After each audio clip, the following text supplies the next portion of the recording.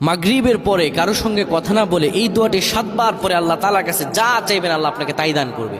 অভাবে আছেন, ঋণগ্রস্ত আছেন, মাথায় টেনশন, ঋণের বোঝা, বাড়িতে থাকতে পারতেছেন না, আল্লাহ সব আপনার পেরেশানি দূর করে দেবে ইনশাআল্লাহ। যদি আপনি আমলটি করতে পারেন, আমল মানুষের জীবন বদলিয়ে দেয়, আমল মানুষের জীবনকে পরিবর্তন করে দেয়। আল্লাহ তাআলা আপনার সব দোয়া কবুল করে নেবেন ইনশাআল্লাহ।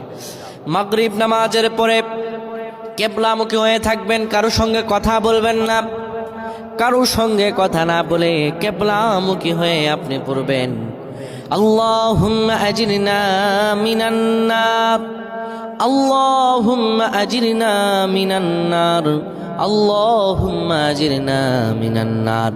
যদি এটি আপনি মাগরিব নামাজের পরে কারো সঙ্গে কথা না বলে পড়ে 7 বার পরে দুটি হাত তুলে আল্লাহর কাছে দোয়া করেন, আল্লাহ জাহান্নামের আগুন থেকেও বাঁচাবেন এবং আল্লাহ আপনার সব দোয়াগুলো কবুল আর মঞ্জুর করে নেবেন। আল্লাহুম্মা আমিন।